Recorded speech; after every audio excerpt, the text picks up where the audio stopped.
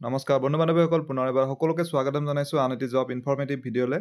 আজি লৈ আহিছোঁ আপোনালোকৰ বাবে আন এটি জবৰ ইনফৰমেশ্যন, আৰু এই এডভাৰ্টাইজমেণ্টটো আহিছে আমাৰ DRDOৰ পৰা, যিটো তেজপুৰত অৱস্থিত ডিফেন্স ৰিচাৰ্চ লেবৰেটৰী, DRDOৰ বুলি কোৱা হয়।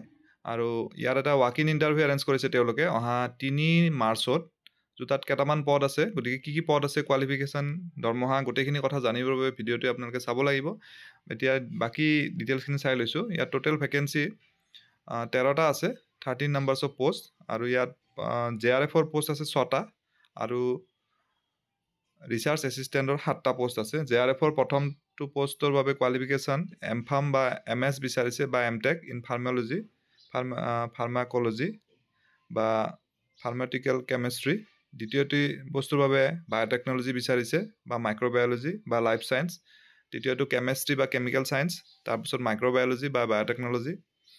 আৰু ৰিচাৰ্চ এছিষ্টেণ্ট পদৰ বাবে PhD ইন বায়'টেকনলজি মাইক্ৰ'বায়'লজি, বা PhD in chemistry polymer chemistry, বা PhD in biotechnology microbiology horticulture botany forestry আদিকে ধৰি কোৱালিফিকেশ্যন তেওঁলোকে বিচাৰিছে। JRFৰ বাবে এজ লিমিট 28 ইয়াৰ্ছলৈকে দিছে। ৰিলেক্সেশ্যন থাকিব আপাৰ এজটো এজ পাৰ গভৰ্ণমেণ্ট নৰ্মছ। ইয়াত চেলাৰী 37,000 প্লাছ, লগত HR থাকিব।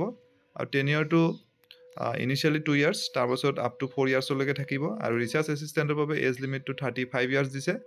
আৰু relaxation age per government norms 67,000কে দিব পাৰ মান্থ, লগত HR থাকিব। আৰু ইয়াত টেনিয়ৰটো 2 ইয়াৰ্ছৰ বাবে হ'ব। আৰু চিলেকশ্যনটো ৱাক ইন ইণ্টাৰভিউৰ জৰিয়তে হ'ব।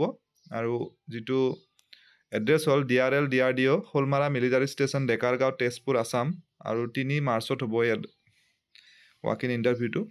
আৰু যিসকলে এই পোষ্টকেইটাৰ বাবে ইণ্টাৰেষ্টেড হয়, তেওঁলোকে এই ফৰ্মখন দিয়া আছে, এই ফৰ্মখন ফিল আপ কৰি লৈ গৈ ইণ্টাৰভিউটোত এপিয়াৰ হ'ব পাৰিব।